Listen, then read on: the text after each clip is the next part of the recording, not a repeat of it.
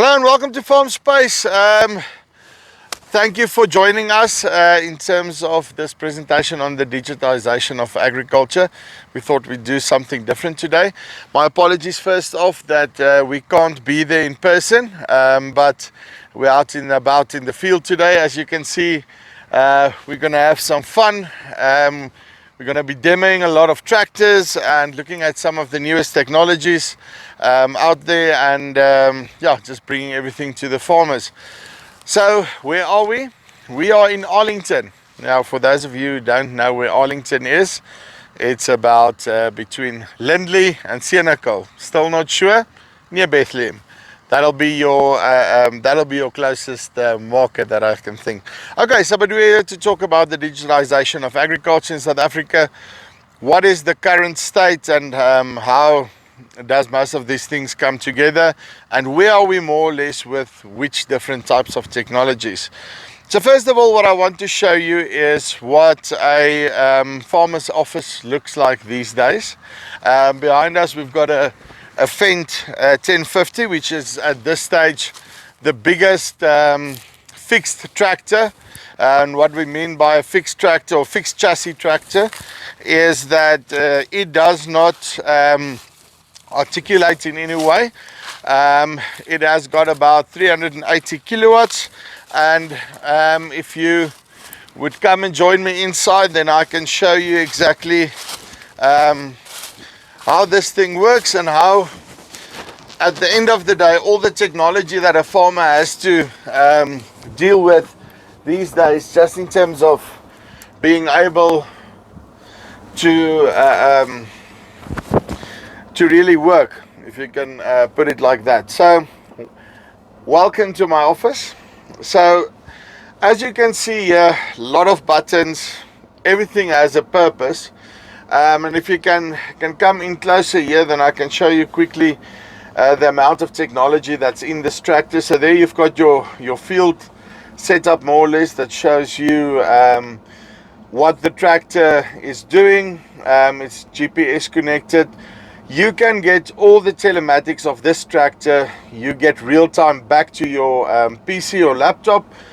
They've got a full telematic system which they you can remotely monitor the whole tractor.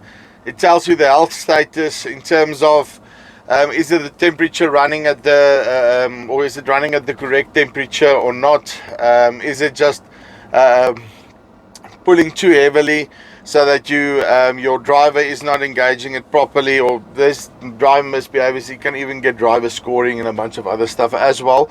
But what's really cool is if you look at these four levers. So what they usually do is they'll pick up and put down the implement at the side, but there on the screen you can now literally change the function of every single one of these buttons, in terms of being able to just say, okay, but actually I prefer the brown one to be my main one, and that's up and down, or I fold the implement with this one, or engage in some other manner.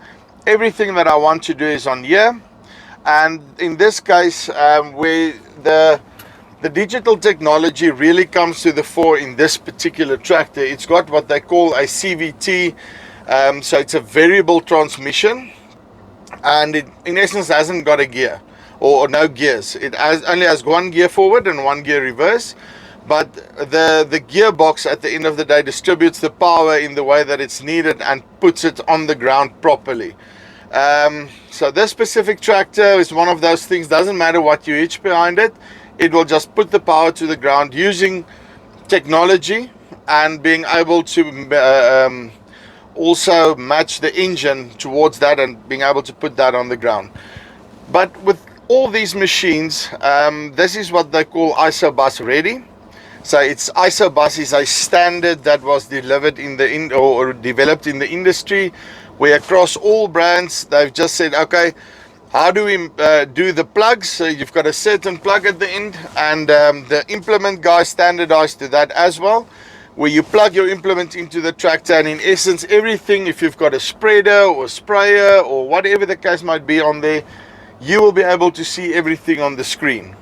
And so it integrates with the tractor, and then you can get that information back as well So these machines just generate huge amounts of data, and the more we go down this this path, the more difficult it is to actually make sense of all the information that we're getting. So let's hop out. We're going to walk down there, and I'm going to show you more or less in terms of some of the other stuff that's here, and then we'll be talking about what the rest of the industry looks like at this stage. So to my left, we've got a Case Magnum 340. It now comes with a system called AFS Connect, which allows you more or less to do the same as what the Fendt does. And they've also got a management platform where you can manage all your different types of equipment in there, and also be able to generate maps and get a bit of insight in terms of what is actually going on your farm. If you would just walk around this side, here is something called an air seeder. So this one specifically is made by Amazon. It's used for planting fine seeds, and the nice thing is you get one, it's like a one pass implement. You can hitch that on any implement, and then it will already put the seeds in the ground, specifically for things like cover crops. That's a real tendency what we need to go towards these days in terms of putting soil biology and so forth back into the soil. So that's one of those types of machines that could really enable you to do this. Then just quickly here, we've got a Claas Axion 850, one of the let's say the smaller upper end tractors, just so that you've got a view on that. And then what I want to get to is something that's become really more and more important. Not 100% sure if this is a specific precision fertilizer spreader. So what happened with the war in Ukraine is that our fertilizer prices has literally gone up by about 300%. And now to the extent that all these precision technologies in terms of being able to put down the right amount of fertilizer in exactly the right spot is really important. So you will have your agronomist taking some of your combine maps and soil analysis and satellite imagery, layer those things on top of each other, and then at the end of the day you program that into this spreader, and when you drive along the land, it's called variable application. So in certain areas it will put down more fertilizer, in other areas it will put down less, depending on the yield potential of your specific fields and so forth. So in the past year, these technologies has really become a lot more economically viable, just because the price of fertilizer, seed, everything has just become so much more expensive. So we'll get a little bit more towards variable planting and those types of things. When we get to the planters, we've got a proper precision spreader there that I want to actually show you how that works. But so why is it so important for us to be able to get our inputs down? It's not only about using technology to have less inputs, not necessarily.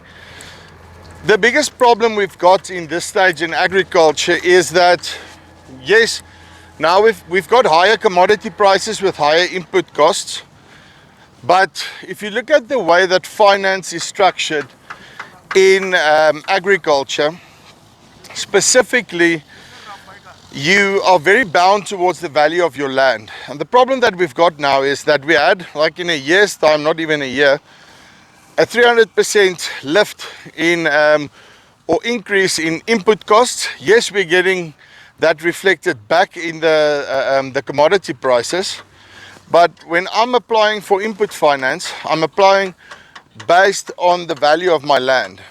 So, and my balance sheet, the value on my balance sheet does not necessarily keep up at the same speed as with which the input costs went up now. So I can only get X amount from the co-op or the bank or whatever to be able to plant or to be able to cover my input costs.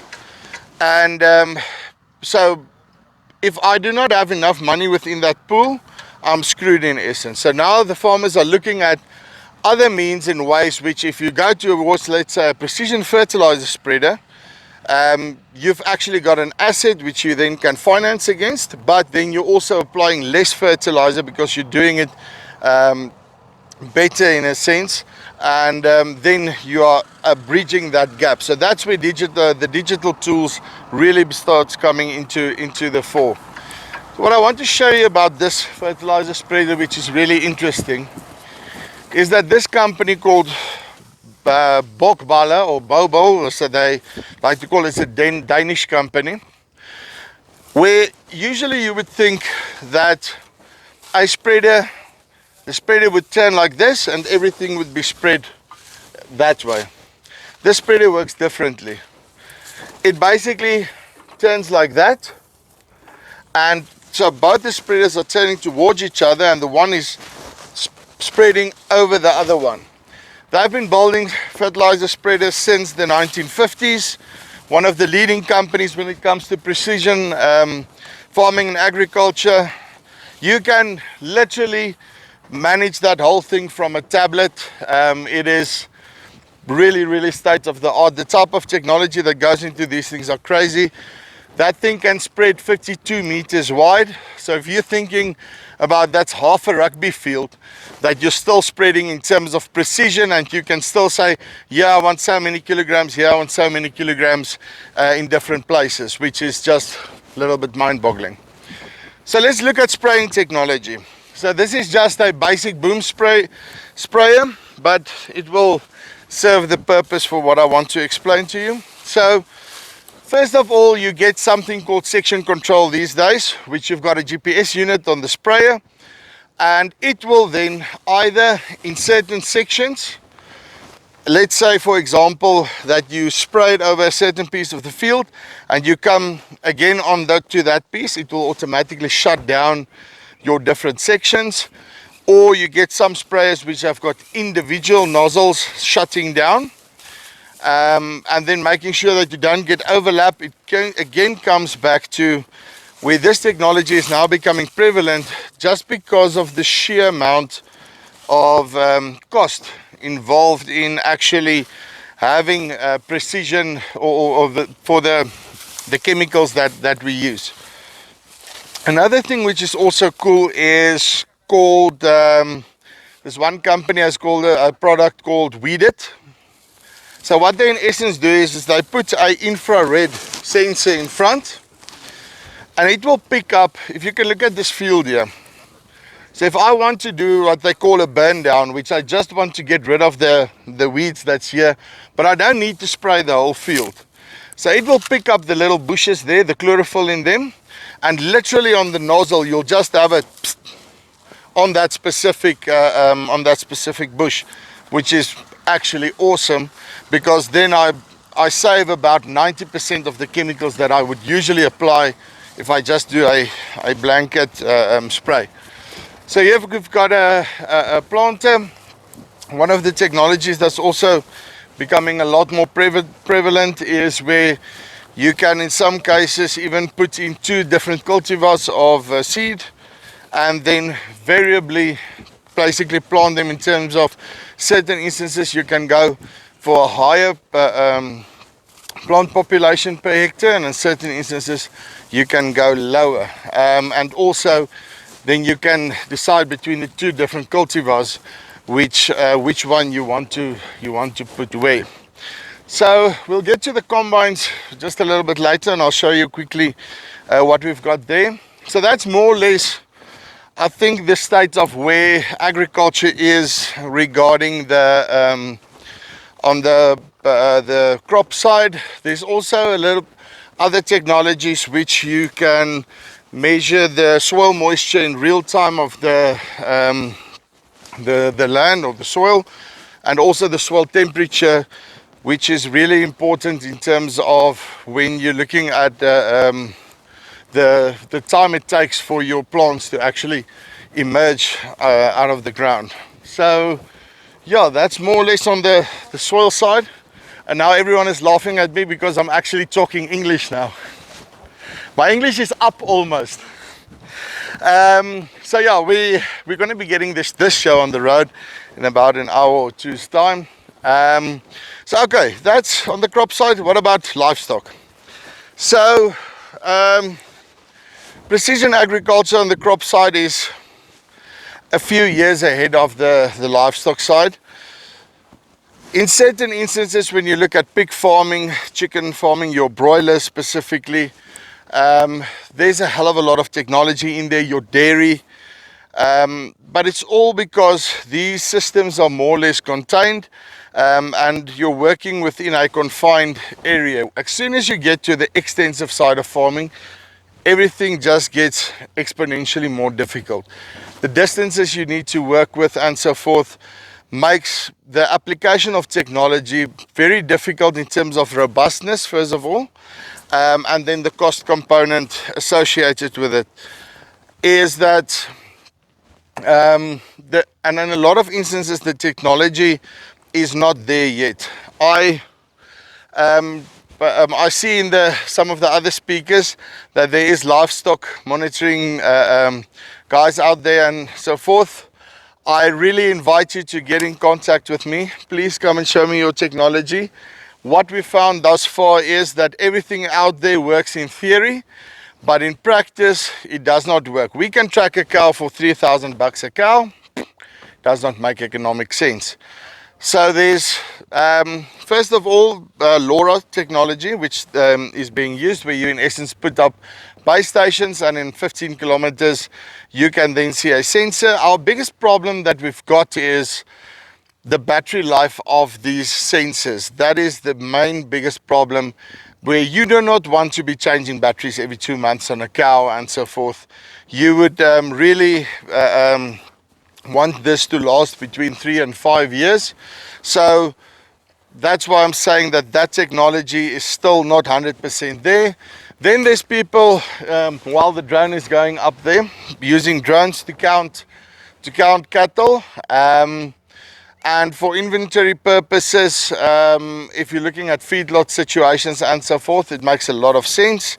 As soon as you go again to the extensive farming side, then as soon as you've got these vast distances, the drone that you need is just too expensive to actually be able to do that.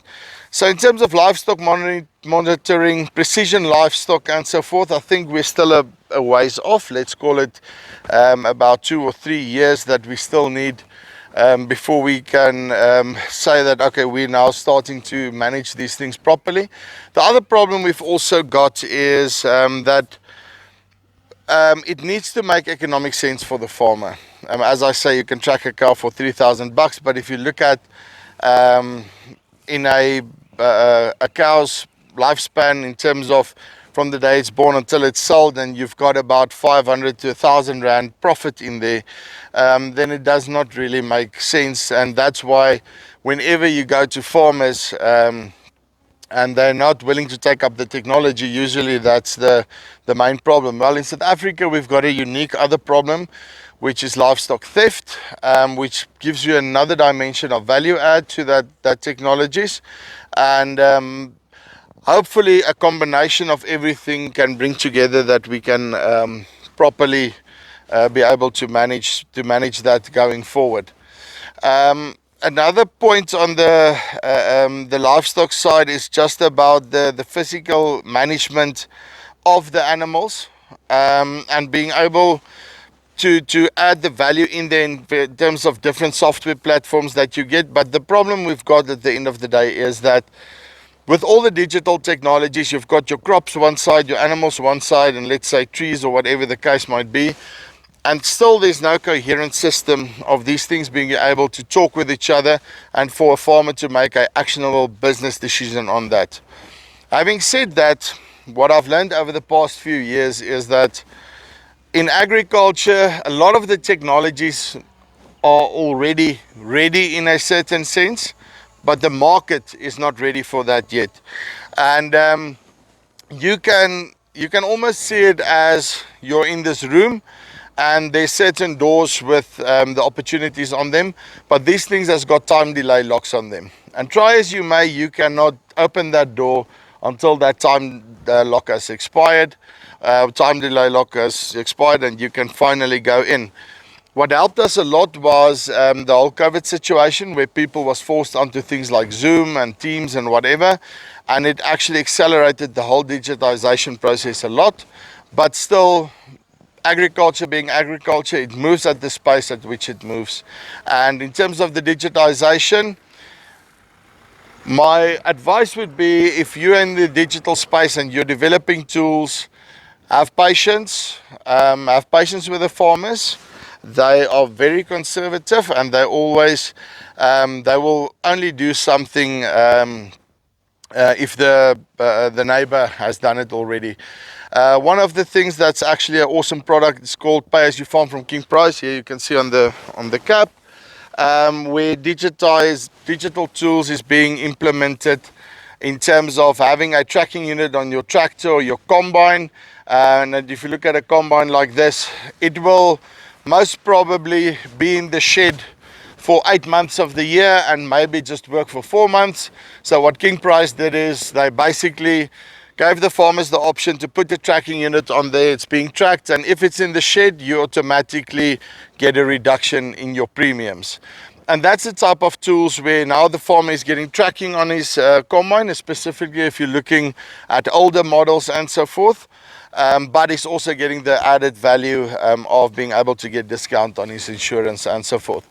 So I hope this has been a little bit insightful in terms of what it looks like in the field and what we do on a daily basis. Good luck for the rest of the conference, and I hope you guys enjoy.